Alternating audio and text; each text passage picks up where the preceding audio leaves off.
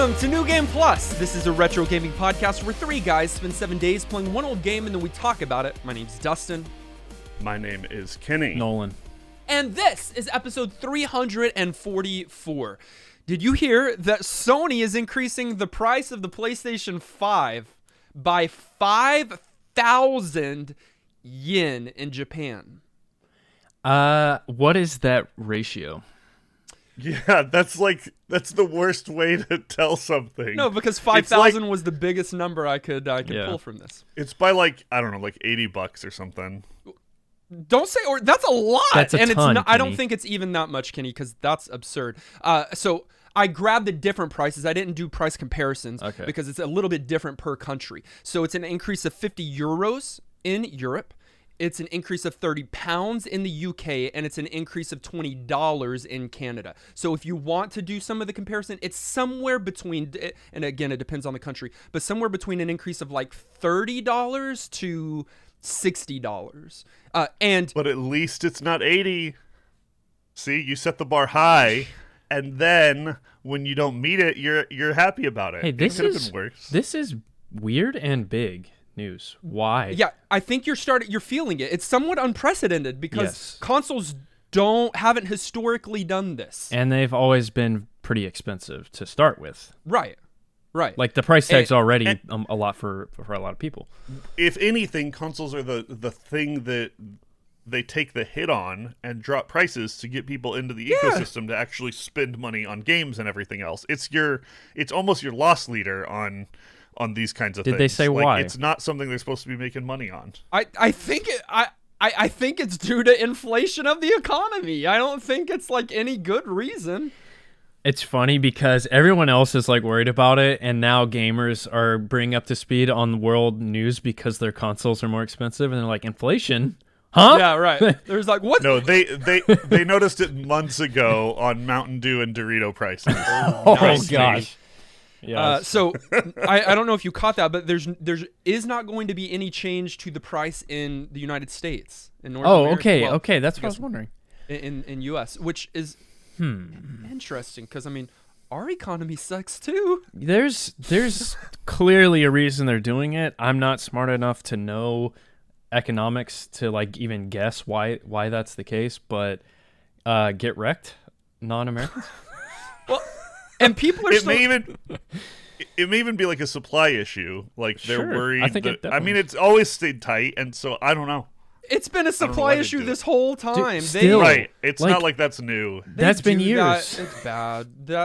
I think it's a fake scarcity thing. It's ridiculous. You think but- so? I don't know if Yeah. it's fake. I just here's the thing. I've made it this long Making without stuff one. is hard. I don't need it. But if you can make it, then just make more of it. Print Wow, more have you money. Thought about that? Have you thought about that? Print more PlayStation 5s. Duh. It's so easy. In GP 2024, That's our we got new- all the answers. So I'm pretty sure that Microsoft and Nintendo, both Xbox and Nintendo, have already ruled out price increases for this year at least. smart. Sure, Nintendo won't lower their prices though for the next 456 They will years. never on lower anything. their They'll never. Yeah, they don't need to. But at least they're not going to increase it either. But like you said, Kenny, the consoles have always been the gateway. Right. Like, do you want people to spend more money on you or no money on you? See, again, That's- NGP yeah, has the answers. You're asking the right They question. need to hire us. Microsoft and Nintendo are basically saying, move over, Sony. We don't mean to drag you, but we're coming in clutch with these really good prices. 10. Like in our retro game of the week, Need for Speed Underground. Overview. Racers, start your engine. All right, let's hear yours, Kenny. No, I just turned mine on. I'm driving an electric. You know Okay. what? I just realized I'm in theme this week because I spent nearly $1,000 at the auto shop this week. Yeah. Oh. Doesn't that suck? Ouch. Yeah. Did you earn it racing on illegally downtown?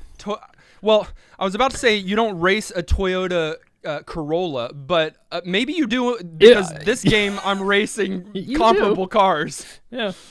All right, so this last week we played Need for Speed Underground, a 2003 racing video game, of course, realistic racer. Let me specify, because I believe it's our first realistic racer on the show. We've done some pod racing, we've done some kart racing, we've done some unrealistic racers. Taxi driver, yeah. But we've never done, as far as I can recall, realistic racing where we're in a car that we could have been in a few years ago, and we are going around city tracks, which is what the three of us love to do. We haven't done a racing sim, I think, is what a lot of people call it. But yeah, like the realistic angle. I don't know that this goes to racing sim level. I feel like some of those games, like the Gran Turismo and some of those, where like there's a lot of mastery and you're, steering and understeering and over. Yes. Like you've got to be good and follow your line. This is not that, but it's the light genre version of that where it's real world. I mean, it doesn't have bananas and like go-karts and like guns, The most realistic one we've done up till now is probably Cruising the World. And there I hit hills in Germany and do flips and school everybody, and that's not especially realistic. This is the 7th installment in the Need for Speed series, one of the most successful video game franchises of all time, in between Madden NFL and Sonic the Hedgehog. That's such a weird... by what metric? Just number of games they've put out? Number of games sold. Okay. Whoa. Yes. Is that... And those two are massive franchises, I know, for different audiences. That really, sounds all three so of these wrong. Are for different That's audiences. crazy. No, Sonic is pretty far down there. This is not top 10 material. This is in the, in the, I don't recall, but like 13, 14, 15 range, I believe, something like that. Still huge. That's huge. Yeah, big time. It doesn't beat out, like, if I recall, like Final Fantasy, Mario, Zelda, Call of Duty, stuff like that. Oh, certainly not Call of Duty. Yeah. Right. But still, incredibly successful franchise. This is the 7th one, and so it's kind of like a revitalization of the series. Turning point, a turning point of the series. The first time we go underground, we'll talk about that some more. But it came out because of its popularity and because of its reach and financial backing. Came out for the PlayStation 2. It came out for the Xbox. It came out for the GameCube. It came out for the PC. Yeah, EA here, they'll put it on everything that they can. You just heard it from Nolan. EA Games is the developer publisher. We played the PlayStation 2 version this week, but basically they're all comparable to one another. Pretty equivalent. Yeah, I don't think you lose a lot between the ports. Like Fast and Furious, like this era of the time. Of the time. So much, because that was like so popular, and like the whole street racing thing was like edgy and... Yeah. And the car racing thing was already there, but this one especially, the move to underground where you're doing, like imports that you're souping up yourself is 100% in response to the whole Too Fast, Too Furious. Vince Diesel, Fast Furious, all of those things are just very popular during this time. Let me ask you a question when it comes to this kind of genre. I compare this genre, realistic racing, to... I think you have a specific audience that enjoys this specific kind of game, like you have a specific sports audience that likes the sports games. I think there's like sports gamers, there's these realistic racer gamers, and then there's like just the general gamer that enjoys your RPG, your platformer, your all these other things in the middle. But I think on the outskirts, and they're big outskirts, but you've got at least these two kinds of groups. What do you think? Totally agree. I referred to that same phenomenon in my show notes. I talked about them as fandom games, games that have like a specific niche that tend to be the thing they're driving towards. They'll have other popularity like across that, like people will play them outside of that. But generally your wrestling games are going to be played by people that watch wrestling. A lot of your FIFA-style soccer fans are going to be huge soccer fans and then pick up the game and play it. You've got racing games in there. You've got like hunting and trucking sims that I feel like are in that same kind of thing. Yeah, but that's where people play them. It's a smaller audience, but it's still that, like, it's vibrantly popular within a community, but it tends to be the community that enjoys that same thing outside of the game. And so I'm totally with you. And I would say most of the time, those do nothing for me, with maybe the exception of like the Tony Hawk games. When I see games that are that type, I get a little scared. I have a hard time immersing sometimes because they like cater so specifically to, to that audience. I don't think it's specific niche markets. I think they're sectors. I think it's huge market for racing games and sports games, bigger than we know because we don't play them. I also think there's more massive bleed over than we think. Really? And I'm going to use myself as an example. The more we play games on the podcast, I think I'm a racing game fan in denial. Yeah, but like you don't spend your time or your money on these kinds of games. I was hovering over Forza Horizon 5 in Steam the other day, thinking I would love this game, and I didn't because it was expensive. But I don't know. It's and sports games too. Like I've got I know some people, that play RPGs and all the things you listed, but they're like, yeah, FIFA's really sick, and FIFA's like been the top game streamed on Twitch, or not the top, but in the top like 10 forever. Would you go to a midnight release for any of those games? Of nothing. I would not go to a midnight release. He's not going to inconvenience. Okay, you're not actually a fan of anything. Download digital, baby. No, I'm just saying that. Yes, of course there is going to be some crossover, but I find them to be fairly distinct. And yes, I know that these aren't niche in the same sense of like small community. These are massive communities. But I feel like they're so separate. And although you might have gamers that cross the line, the entities kind of remain separate. Like they're their own fields. There's a clear genre line. Whereas some games we play with like roguelikes, RPGs, they blend and they can. There's a lot of mixing. I know what there. It is. This is just like hardline. Here's some racing games. I know what it is. What? I know what it is. I'm making this up as I go. Okay. But I think it's fantasy. Of course, we're all playing video games, so we're all getting into fantasy to some degree. Yeah. But I think in the platforming RPG, all of those things, it's fantasy, make believe. Yeah. Even in the realistic look, you're still riding a dragon, or you're doing something crazy. But in these games, you're not really doing fantastical fantasy stuff. You're driving a car fast. You're throwing a football. There's something about that there. It's true. We're not going to dive into it now. That's for our deeper dive psychology episode that we'll be putting out. That'll be coming up soon. Keep an eye out. Yeah, I'll have a secret episode where I judge everyone. People would love that. And make assumptions about their psychology based on what kinds of games they like. I would love that. Let me give you a story because this is important. It's the first in the series to offer a career mode that features a storyline, so we need to talk about it just a little bit. At the beginning, you are entering your first race in a very nice car that you're supposed to easily win before waking up from a dream. I had a nightmare because I lost my dream multiple times before. I know. I watched. I saw.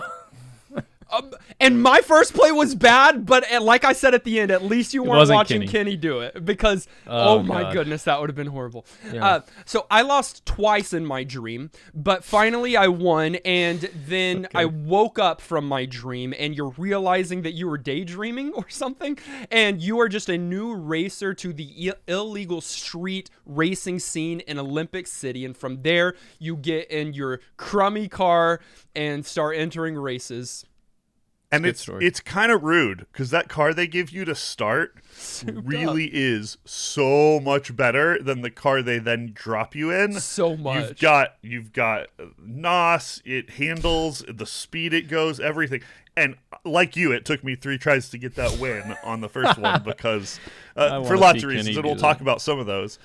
But it was actually kind of rude to be like, oh, this is how the game's going to feel. And you're like, okay, I can kind of do this. And then it gives you this like beater clunker and it doesn't perform. I kind of struggled with that whole transition. First in the franchise to have a story, I believe.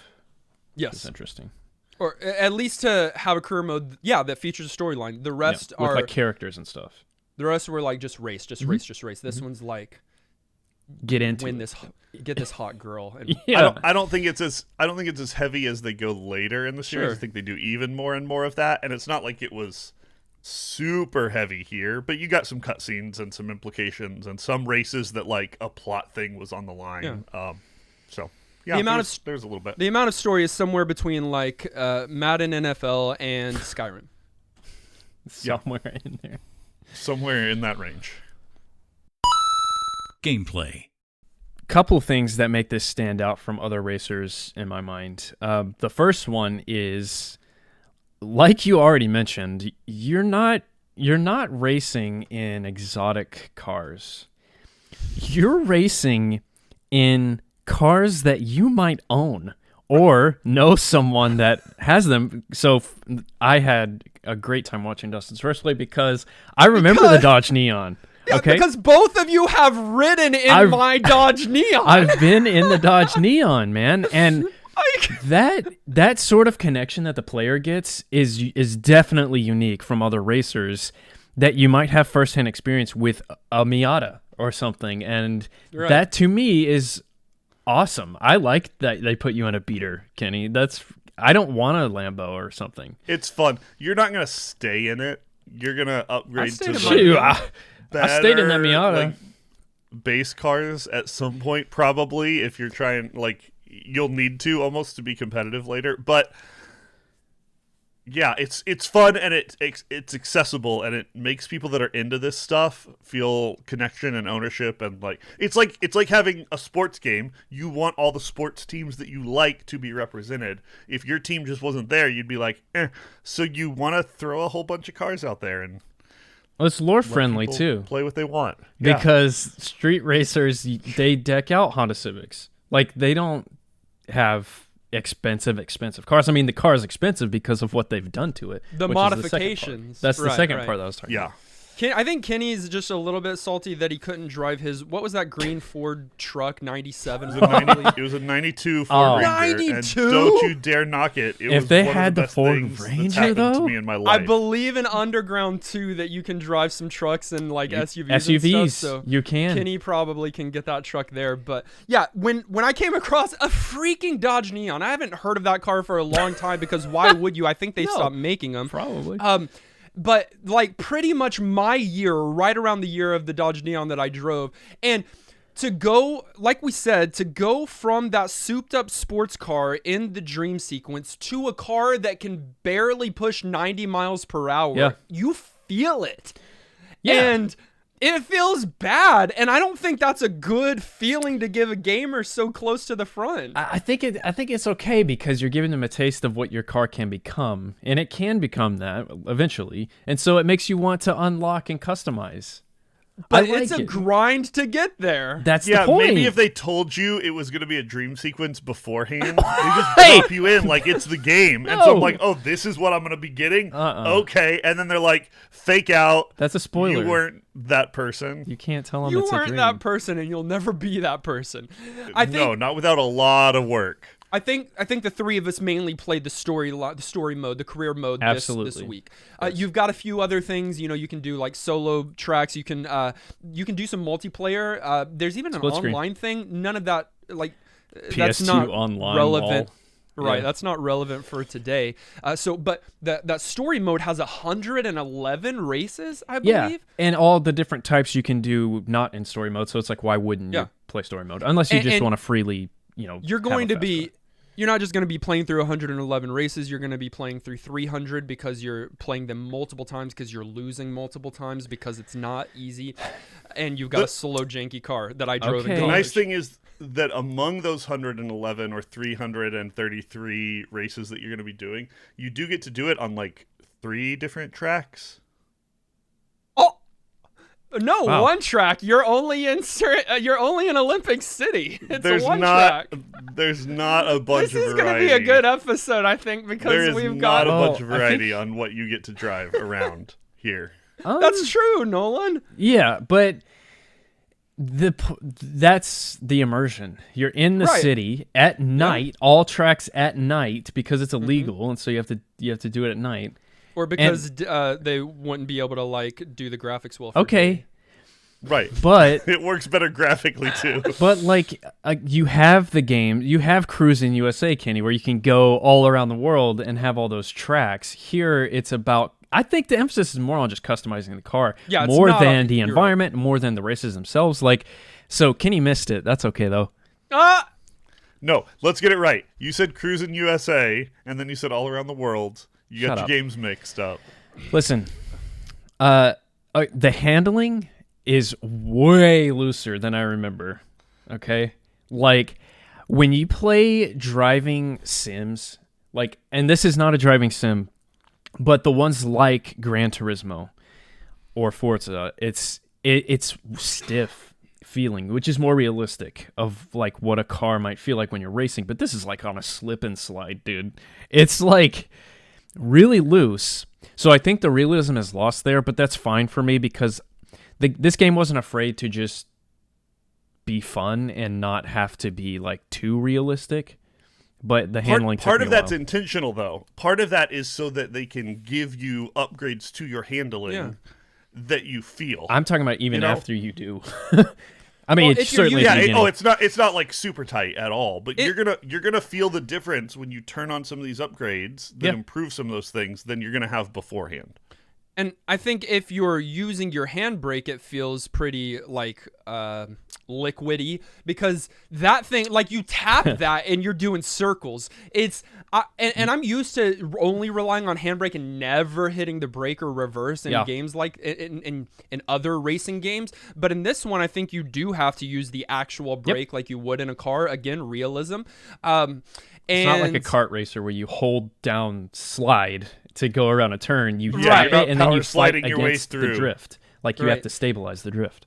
And Kenny took a shot at. I think we should clarify just a little bit how the tracks are laid out here because it is all in Olympic City, and although you are revisiting, I think probably same pathing through the city from time to time, they try to do some switch up and reverse your pathing or take you to a different portion of the city that might go through like Chinatown or they might go down into the sewers or something like that. But you are always in Olympic City, so it's not like you're thematically getting massive changes or anything like you would in a different kind of Mario racer. Which means there are sections of roads that you will see and you'll be like, this again, because it's a main drag or it's something that happens at a lot of the courses, and it's a fair critique. Wish there had been more variety there. Even if they'd done that same thing but given you 3 towns or your main town and 3 suburbs or something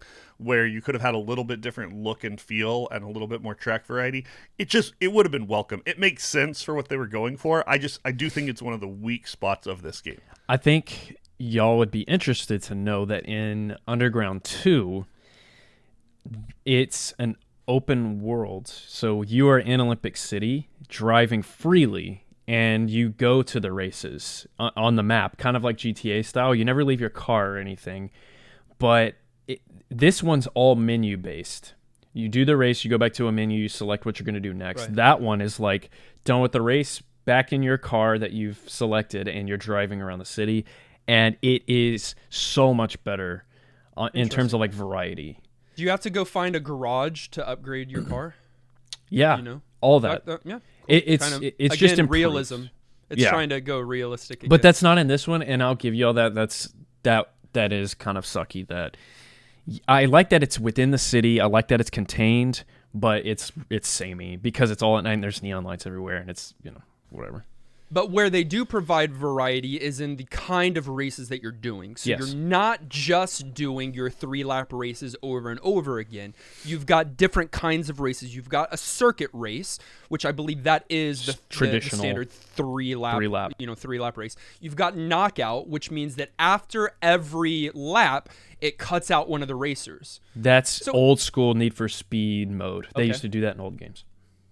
I don't see I was about to say I don't see the difference between that and circuit, but of course, you just have to stay up front. You can't be in last place.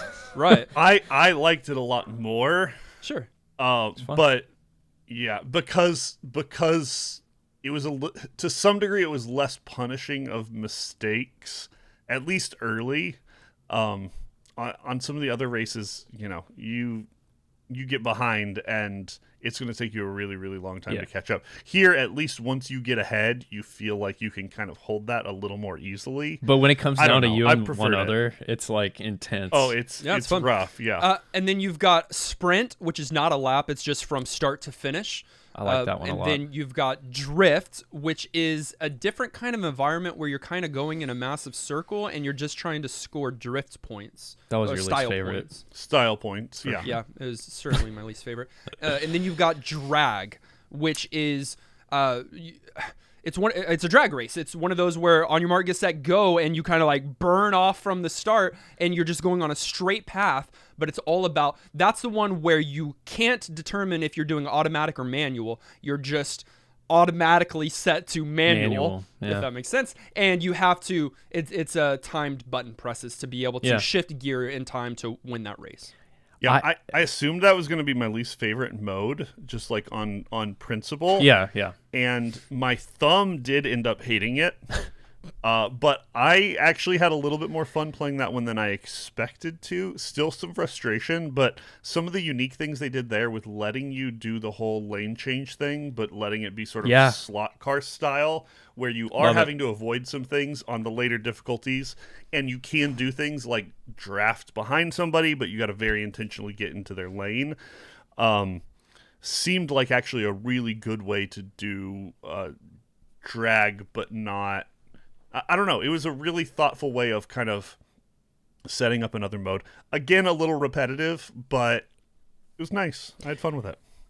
I like all modes. I think it's a great variety, honestly. Like most racing games, I will stick to the standard mode because I find that the most fun. And then like time attack has never really been my thing and all those other ones, but I liked all of or four of them.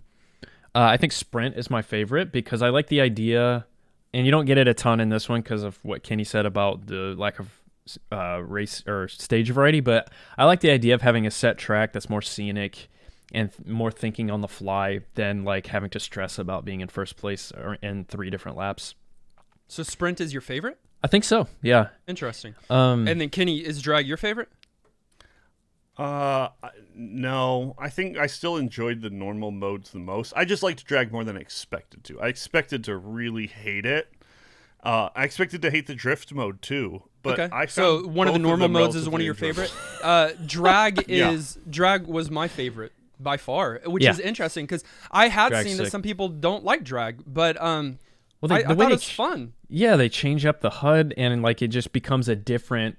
Yeah. Almost a different game because of the couple of different mechanics that they give you. The D-pad switching lanes was awesome. Right. I've got here in my notes that this is where both Dustin and Kenny will complain about the traffic.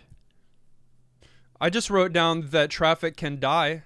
Yeah, okay. The amount of restarts after a TKO when I head-on collision somebody, and I'm not even talking about in drag mode, whatever, like I could avoid that, but just in normal mode when traffic starts coming in your way, and even at times, like poorly optimized or whatever, where at the start of the race I would have a truck right in front of me, was just... so bad, and you've got to have traffic. That's a bug. You've got to have traffic. I understand, but that was, and then there was one tree that would just not get out of my way ever. So the amount of times I had to restart, I wouldn't get to the end of the race. It was a waste of time. I just kept restarting. Was a pain. The fact that you had to restart though is itself a problem. Mistakes you don't have to. Are so after a mistake you have to. Do. No, you don't. You can't catch back up. Oh, I'm sorry. Nolan's so good. Yeah, right. Mistakes in this game are ridiculously punishing. I get there's realism there. I get you shouldn't hit stuff. I get that, you're going to lose a race if you end up running into a barricade. Sure. But for like a gameplay satisfaction kind of mode, I don't know. I felt like mistakes were very, very... And not even just huge mistakes. Some of them fully took you out. But even just like... one bad drift where you got a little loose and like sideswiped a wall. Oh, you can recover from that. I mean, you can, but it's going to be more difficult than it should be. Then drive better. Okay, wait.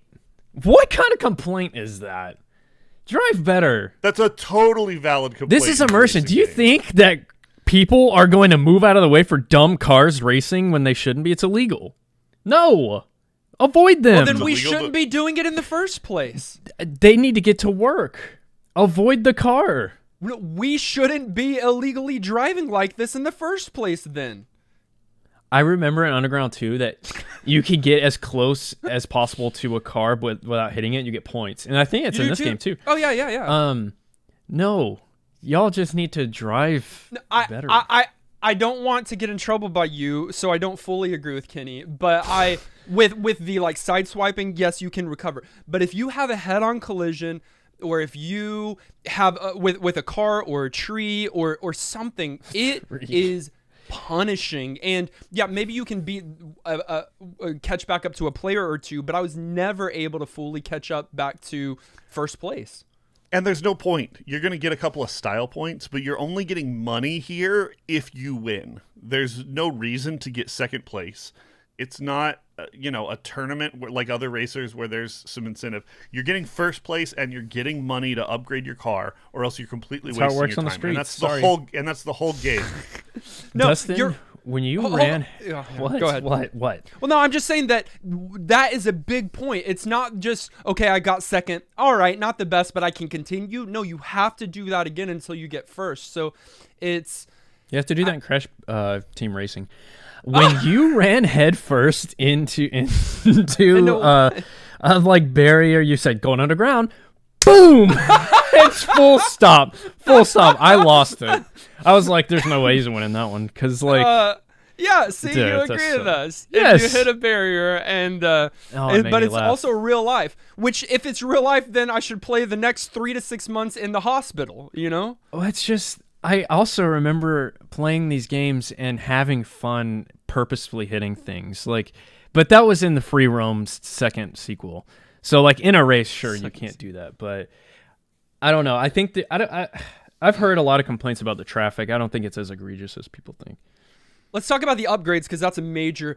Nolan, you said it earlier. This game's not as much about the tracks. It's about the upgrades. Yeah, fully. Because you're 100%. taking... And we kind of said, but in the previous games in Need for Speed, you're playing souped up racing cars. In Underground, it's the first one where you're driving a Peugeot or a Dodge Neon or a Ford Bronco. You're driving one of those dumb cars, so you have to soup it up. Upgrades are key. Not only do you have cosmetic upgrades to make your car look cooler, and put stickers all over it, which does not make it look cooler. Decals, what? Sponsor stickers too? Come on. You have the performance upgrades as well, which those are obviously crucial. In fact, there are times where I came to a match and it said, your car is not ready to go on this You ain't race. winning. You need to go back to the shop. Yeah. I thought I was confused why there weren't performance upgrades from the start. I thought you'd at least get some. They were locked for a while. It was annoying. I guess it makes sense because either way, whether you upgrade it, then you're going to go into a race that has slightly faster AI. I don't know why it wasn't there. I feel like you could have just gated it behind cost and it would have been fine. Like, when you earn enough money to be able to do these upgrades, then pay for them. But not having access to them felt kind of janky. Yeah, that seems like the way they handled difficulty, which is a little weird. That, and then when you come into a race, you get to choose easy, medium, and hard, right? And you get a different financial incentive or payout for the different difficulty level. But I don't have the pride that would allow me to click easy. I'm at least going medium. I did I did hard on the drag races because those are short and I could you could. I have no pride. I would have done that. But because you're having to do these races, sure, you can repeat them and kind of farm them for money if you want to. And at some point, you're probably going to almost need to do that for some of your upgrades.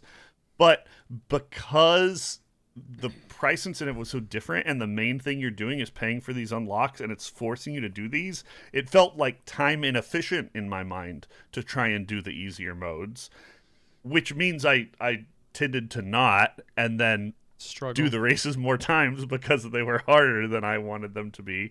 I don't know. It was a confusing decision for me. What kind of upgrades did y'all do? What obviously the performance upgrades, we're doing all those, but cosmetic, what are you doing to your car? You tinting your windows? I blacked out the windows. I had blacked out rims. I had, well, they weren't black, but I had a darker shade of rim. I had a red Miata, spoiler, of course, and then I do like the stickers that you can slowly unlock. I think it look, yeah. And those are the tackiest. That's what the point is. Those things are important because they're raising your style Rep. meter, so it gives you more points. Your rep, yeah. Your style rep. But dude, no, stickers on cars, that's just like it's worse than a bumper sticker. I agree, but to that community, it's cool. I know. You know, like, but so it's really, I refused to put a sticker on my car. Then your rep is at 1. I don't even like the side ground panels. No, that go down to the ground. Side skirts that make your car look less sporty and more like a box. I don't like that. Did but you I have did have glow drop shadow? Oh, neon lights. Yeah. I'm all about that, man. Neon lights. He was in his neon, driving past the neon. In my blue neon colored car. Yeah. I did as many of those as I could, but I still wanted my car to look cool, so I did not put stickers on it. I thought it was funny that, like, when you choose a wheel or an engine, then you have, like, I don't know, 3 to 5 different kind of brand things that don't change the stat. It's just for people that know about cars. Yeah. I don't know what any of those mean. But someone does, and it's does. good that they went. I think it's cool that they have the brand names, and like people that know cars, I think really like these games because of that. Yeah, it's really funny. It's more argument for the fact that they knew the audience and catered to it, which is fine. I'm not saying that's a bad thing, but it's more evidence of the fact that that's the case. Love seeing brand names in the game, like Dodge Neon. It's so funny to me, dude, that you can race with it. I'm saying it's funny because it is like how I would feel if I was playing a sports game. I don't know who, Tim Brady is from the Dolphins and throwing his stat on. Tom Brady is the Patriot quarterback. His stat, he still plays? Yeah.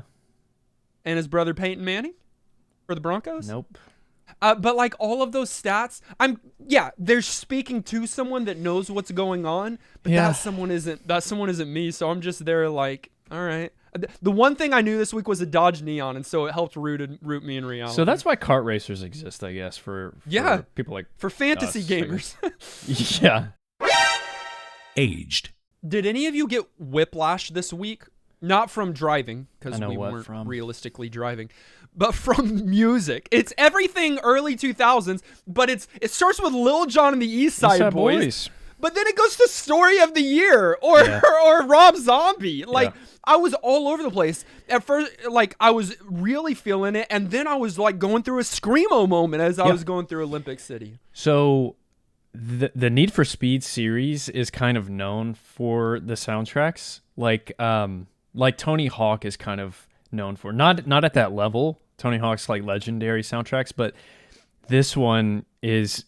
Like we said, the time. It's like the third game we've played in the last month that is early 2000s real music. Like Bulletproof, the Def Jam, and now we've got Lil Jon and the East Side Boys as the intro track. As the theme song. The theme song. And you're getting it every time you go back to that menu. Right. And it was problematic because I was trying to do the first play and actually talk, but you're not going to talk when Lil Jon's saying from the window. You couldn't focus. You kept singing. Yeah, because I was at the dance floor my junior year of high school. It works. It's a nice blast from the past. At least, like, even if you don't actively listen to that kind of music anymore, it comes on and you're like, okay, I want to race now. Like, very, very early 2000s for sure. But that was the theme, the time period, not the genre of music. And so I felt like going back and forth. It's a little for everybody. Yeah. In 2, the jam was Snoop Dogg's "Riders on the Storm." Do you remember that one? No, I don't remember getting that track. No, in the second game, sorry. Got the one that I was just always jamming was Yeah, of that course. one. All, And so all episode, Nolan's just wish we'd played the second. it really was because it came out although- the next year. Although, the next year? Yes. Oh, wow. It was so popular. That makes They this were game like- pretty obsolete. But Yeah. hold on. Were you able to change the radio if you didn't like a song? Because In the second one, No one's talking, talking about a game second we didn't one. play this week. In this one, I was never able to change the song, and that was frustrating because that is such a simple thing to do. I think should be. I think it's a simple thing too.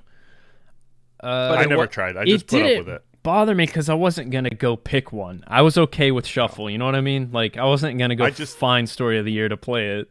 I just let the music happen to me. No, I know this is ridiculous, but if I was doing relatively bad but could still win a race, but I wasn't enjoying the track, I would restart, hoping to get a better track because I need that music to pump me up to win the match. Good. Then they did a good job with it. Like No, the soundtrack. That is very ridiculous to answer your question. No. It's absolutely Because ridiculous. me and I'm Nolan are with you. realistically You gotta have the playing vibe. a game this week. You got to have the vibe. You gotta have the vibe. Okay. Well, you were getting the vibe from the radio. Were you getting the vibe as well from your sound effects, of which there were 5? What? I don't know if I mean, what? You're Actually, just driving I a feel car. like like all the cars sounded the same. The like tire squeals and all of those were kind of heavy-handed, and I don't know, they were fine, Okay. but they weren't Okay. great. They were kind of samey and a little bit heavy-handed. I actually think you're right. Again, to someone who knows, they would know that Gran Turismo and games of that sort do specific car sounds better than other games because it's highly accurate. Because they record the actual, like they put a mic up next to the actual car. This one, I doubt they did that. And so, again, all about that customization. So you're probably not wrong, Kenny. It didn't stand out to me like I was hearing the same thing, but that's probably a good thing to call out. I complained a little bit, both because just taste and then the shots fired at sound effects on the sound here. But I thought the visuals were so well done for the year this came out and what they were trying to do. It really, really worked for me. The kind of like motion blur they put on everything. Heavy motion blur. And yeah, some of the like, I don't know, just the way they put you in the city and then faked a little bit with some of that kind of stuff, some of the speed, made it really feel like, okay, yeah, I'm racing downtown. Like, cool. I don't know. It worked for me. It's glossy. I would call it wet. It's wet. Wet or wet? Just one. Okay. And I agree. I think it looks pretty great for 2003. That's great. Like, it still is very passable. I would say it looks good. The motion blur was too much for me. I don't like motion blur in my games, period. I turn it off in pretty much every single modern game. So in here, where it's forced and used to communicate like extreme speed, it looked a little muddled. But it was immersive. It did give the feeling that you were just breaking the sound barrier or something. I don't know. It gets muddy. And it doesn't matter for me. I think the graphics work. I think they especially work for the time, but I think it's a product of its time. It's glossy. Wet is, I mean, I don't think, but I think they intentionally did wet. They wanted the neon to reflect off of the wet grounds. Yes. But I think how they were able to get some relatively good graphics like that is by they had one track. I know they didn't, but they had one city. So it was reused assets, yeah. They weren't they didn't have to spend a lot of time working on this kind of set or this kind of set because it's this one set that they're reusing over and over again. So I do think that it looks good, and it definitely is serviceable for today. I think it's completely fine. I mentioned earlier, but like I think a lot of the multiplayer things that would be fun are not doable today. I think this community during this time were able to bring their memory cards to each other's house and race their souped up Dodge Neon against someone else's, and that would be fun to like I know Nolan's car and he's gonna and we're gonna race against each other. That would be a fun thing that you're just missing today. If you can do that, which I wouldn't doubt, like put 2 cards in, 2 different memory card slots and then load up 2 different ones. Okay, then amazing. but we obviously can't do that. That's just lost, and the whole split screen thing is lost with that. But I mean, again, it came back to the customization. That's my car. I've invested all this time unlocking stuff, and then I would want to race it against y'all. I wonder what the online stuff was about, because I remember PS2 online was a thing. I never used it because I think it sucked, but I don't know anything about it. I don't know anyone who did. Yeah. I would imagine people that played on PC probably did a lot of online gaming. Oh, good point. Yeah. Racing. Yeah. Because it would have worked there. Oh, I think you the PC with community a mouse was and keyboard? wheel. If you're hard with a wheel, you use a controller, I think. If anyone's racing in 2003, I don't think anybody was using controllers on their PC. Somebody was. Tom from MySpace. I don't know if you've heard yet, but there is a sequel to this game called Need for Speed Underground 2. Nolan may or may have not mentioned it. I don't remember. Do you know about this game at all? Have you ever played it? Super good. It's Underground 2, and like Nolan said, it came out a year after. So Underground 2003, Underground 2 2004. That is a quick turnaround. And the product is good, so it's even more impressive. It's impressive, but it's like, man, do you want to make your game obsolete that quickly? But I guess Madden comes out with one every single year. Yeah. Yeah, you want to Assassin's keep cashing Creed. in on it You're as hard as you can. Assassin's Creed not anymore. They also, stopped that a long time ago. I did confirm my wife did play Underground 2 as well. Okay, I think everybody did. We both used the 350Z. We were meant for each other. Kenny, what? Look at y'all. Yeah, Kenny, what is Kenny saying? I don't know. He hates me or something? You said I think everybody did, and I did not play that game. Oh, we know. Oh. Well, Kenny, yeah. You can find a copy of Need for Speed Underground for your PlayStation 2 for $8 used. Easy, cheap. $80 new. Still not too bad. And that's just PlayStation 2. If you want it on PC, you can find it. If you want it on Xbox, you can find it. If you want it on GameCube, you can find it. I would imagine it'd be most expensive on GameCube, but don't quote me on that or anything. It's a good rule. I'll deny it in court. Final thoughts. At the end of each and every one of our episodes, we determine whether or not the game gets our vote for New Game Plus status. That's our general thumbs up or thumbs down. It does require 2/3 of the vote to swing one way or the other. Kenny, Nolan, Dustin? No, let me go last. Why? Then Nolan goes first because obviously he's the baby boy. Y'all don't know anything. Yes, I mean, I know this is what, yes, you're going to say this unless you change it now, that Underground 2 is better, but Underground is still worth playing. Play it. Hey, stop. Go. Who's going first? You are, Nolan. Who's on You first? are. Because Kenny said he's going last. Has it aged? Yes. In tone, specifically, to me. The whole early 2000s thing is totally something I can enjoy now. I really love that. Reminds me of childhood, just everything about that time. I really enjoy 90s, 2000s stuff. So to me, it's fine. I can see other people being cringe or whatever, but yes, that part has aged. To me, gameplay-wise, this is still a treat. Customizing your car is still so satisfying and fun, and I like that they weren't ashamed for that to be the focus of the game to the point where progression is tied to it. I think that's great and different and brings something interesting to the genre. I do prefer 2 mainly because of the exploration they added in. I almost want to call it a hub world, but just giving you freedom in Olympic City versus a menu, it just works for me. I love this series, and I think a lot of people can find enjoyment out of it, so it gets in GP. That's one yes. Then I'll go next, so that if anything bad happens, it's on Kenny's watch, not mine. I think there's got. That's not how this is supposed to work. I think you chose this. I hate both of y'all. No, listen. I think there's got to be better realistic racers than this. There is. No one's saying. Oh God.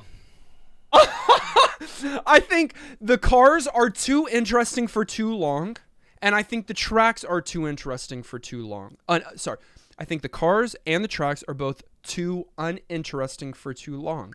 And I think to get it to where you're driving a car that you want to be driving on a track you want to be driving on, it's going to take too much of an investment. And I already don't prefer this genre. I think that I would enjoy Underground 2 much more, but it's not just one comparison against the other because we haven't played Underground 2. This is the first one we played on the podcast. And it was a chore to come back to over and over this week. And for those two main reasons, that it's uninteresting for too long, I don't give it my vote for New Game Plus status. I'll be playing PoE. Let me know when y'all are done. Dang it. I went last because I thought you guys don't want to hear it. Just tell me what you think of the game. Give it New Game Plus, and I didn't want to get in trouble when I didn't. Okay, then do what you want to do. I'm sticking to my guns. I don't care. This is a good game. It is. It's a good game, but I couldn't bring myself to like it. It's wildly popular, and I get why. But I'm kind of in Dustin's camp between personal appeal factor and a few annoyances that really, really bothered me. Primarily how punishing mistakes were. This game became more of a chore for me to play than a pleasure. There were moments that were certainly fun. There's systems that are great. This game's a lot better, though, in 2003 than it is now. And yes, it's a good game, and I hate that retrospectively that we're hating on it. Like, I want to get that across, but some of the early shine wore off for me, and it just felt repetitive, and it felt like a chore for me too. And so, I don't know. Yeah, no New Game Plus for me, even though it might objectively deserve it. I'm not going to give you that. You don't get to say that. You don't like the game, and you think it's bad. Just say that. Don't say it's good. I wish it got New Game Plus. Don't say that to me. That's not allowed. I'm not giving this game New Game Plus. We are well aware. The few flaws that it had took away too much from the fact that the rest of it's a pretty good game. Sure, I'll give you that rephrasing, I guess. It's hard to believe, but due to Kenny, Need for Speed Underground is not New Game Plus certified. Let it go down in the NGP annals that this was Kenny's doing. No, 100%. It's Dustin's doing. 100%. Yeah, you're Kenny's equally at fault here. Doing. We had 262 votes come in on YouTube this week. 69. Nice. % said yes, it's worth playing today. Whoa. 10% said no, go play something else, and 21% have not played it. 69 is a high yes count. I think for sure. That's higher than I thought it would be. One of the higher yes counts we've had. And then we had many people from our community write in because they played along with us. I'm going to read these, and the ones that I picked out, just because this is the majority, all said relatively nice things about the game.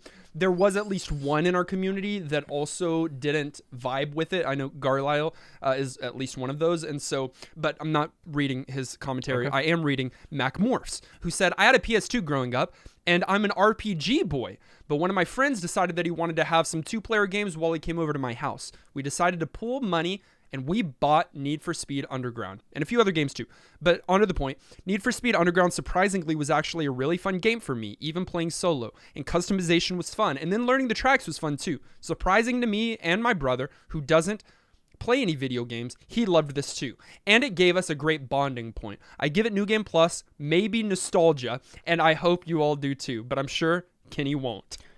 That's a good point, and goes back to what you're saying about the fantasy thing, Dustin. It's a good game, or like racing games are good for people that don't typically play video games because it's more grounded in what they know and can just, hold down X and go fast. Yeah. And that's what I don't want to harp on it, but at the beginning of the week, I was like, so this is a game where you accelerate and you brake. Yeah. No bananas. Yeah, no bananas. No I mean, bananas. I know that's, bringing it down to a capsule, but that's, no Yeah. bananas. And I think that makes a big difference. Y'all are Kikeo-san so said, simple-minded. Need for Speed Underground is a game that shines with its simplicity. You're just a couple button clicks away from starting a race with minimal loading times and having a blast, making it feel snappy and far less padded than many other, especially modern racers. Lacking an open world certainly gives it less playtime and content, but in my experience, a lot of open worlds, both racing and not, are an excuse to pad out the game with unnecessary playtime. The customization for your car has just enough options to make it feel varied without being overwhelming. In terms of the core gameplay itself, I think it's good, but flawed. The normal racing, like circuits and sprints, are good. The maps you race on are mostly unremarkable, but the mechanics make up for it. You agree with that, Nolan? Yeah, I guess. Lastly, while the textures in the graphics may not have aged well today, the general aesthetic has. The nighttime neon aesthetic works really well when you're blazing through the street, with the sound design also being perfect for it. Overall, this game gets NGP from me. The nighttime racing life is a very iconic staple for this series. Yeah, I think the turn that they did here, the Need for Speed team, was right. Like, it was such a good decision. And I do agree with that. I don't have experience with this stuff before, but in the research this week, it really seems like this helped to revitalize a series that was kind of looked like everything else before. Yeah. And it wasn't, this really helped project it to be one of the top 20 games sold ever, game series. Bruntka said, when this game got announced and in Game of the Week, I was pumped. And when I watched the first play, I immediately went back to 2003 with my friends. I remember this game so vividly. It's a fun racer, but I feel like a lot of the fun I had with it is lost to time and lack of couch co-op these days. My friends and I were hooked on this game for a long time. I loved playing the single-player campaign to unlock new upgrades and customizations, but when I got together with my friends, it took the game to a whole nother level. We'd all bring our memory cards over to whose ever house and spend the night racing our custom cars against each other. It felt like each of our cars were so unique to the other that it made for tons of replayability. There was definitely a necessary skill base if you wanted to race in a competitive game with your friends. Some in the community commented on it being just a gas and steer racing game, but there's a lot of nuance to really racing well, between the speed management, downshifting instead of e-braking, drifting and drafting, to name a few. It made for some very technical gameplay. It gets my vote for New Game Plus. It's really cool that they have the community side of it, or like the community. Their friends getting together to play this is kind of unexpected to me. I didn't think about that, but I love that. The 2003 sleepover vibe version of this game is what this game is about. That and LAN parties. I guess in 2006 I wasn't doing that yet, but I've had LAN parties with both of y'all pretty much, right? I mean, yeah. I know. Yeah, Nolan we had for sure. a Kenny, League of ours Legends. was more like college. We had a League of Legends LAN party, even though you don't have a LAN. College was pretty much just one LAN College party. was a LAN party. One extended LAN party. Got one more commentary, but it is interesting to me that every one of these people have had experience with the game before this week and comment on how some of that is no longer available today, because they're talking about friendships and stuff like that. It is interesting. Yeah. Because you have experience with this in the past too, right? No? Yeah. Underground 2 especially, of course. if you've heard that. Yeah. And no matter what, when that game gets pulled, I'll give it my vote for New Game You Plus. better. Clint said, I beat every event in Underground mode this week and overall had a blast. Wow. Need for Speed was in its prime in 2003, and racing games were a special treat during this era. While I finished the game, it's not perfect. The AI gets some serious pushing, even on easy difficulty in many of the later races, and many of the drag races can be infuriating at times. That said, mastering the mechanics in this game and blasting around corners at over 130 miles per hour feels so good. I was only going 60, trying to follow the speed limit. And I was never so discouraged that I wanted to quit. There's a brilliant feeling that comes with being able to nail a lap around the city, and it is just intoxicating. The customization options available are so excellent and allow you to really start driving a truly unique vehicle after you've cleared a few races. And it's a system that only gets better in future NFS titles. NFS Underground is far from the best racing game, but man, is it such a fun adrenaline rush. Absolutely gets my seal of approval, and I really hope this is one of those rare vehicle-based games that breaks the NGP curse. Lol. Glenn brings up a really good point, though, that it is very satisfying to kind of master this game. Because like you said, you were going 60 around those turns, but if you were going double that, it becomes a different game, or at least you get a different rush from it. And he's right. I think it does a good job of like rewarding people that like get good at it. I know you're saying that, and I fully believe that people get rushes from this, but I was nowhere near an adrenaline rush this week. And I get it. I get why people would.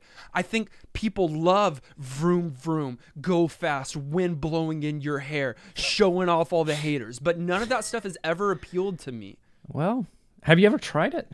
Have you ever tried to stunt on the haters? No, because I have no desire. I just want to sit but inside. But you don't know. Sometimes you have to... Kenny. I know he hasn't stunted on no Kenny haters. does not stunt on haters. Stunt on every single hater. Okay. That's all I do in life. Many people wrote in. We weren't able to include all the thoughts, but you can send your commentary on the retro the game of the week each and every week to ngppodcast@gmail.com for a chance of having it featured on our show. But for now, we are setting aside Need for Speed Underground. Sorry, guys. Park the car in the garage because we are not coming back to this game. We are going to randomly select. But we're not. No, we quit. Okay. Why? The summer pool party is back. That would be so sick. The weather hasn't changed yet, and so we're just in denial. It's too hot, so we have to keep doing a pool party. We're actually doing a summer pool party, a fall pool party, a spring pool party. It's gonna be nuts. We're not doing any of that. That's a lie. We are having another director episode. We've got Shane joining us. He came on the director crew a few weeks back, and we're finally getting him in to play a game that he hand selected, and that game is...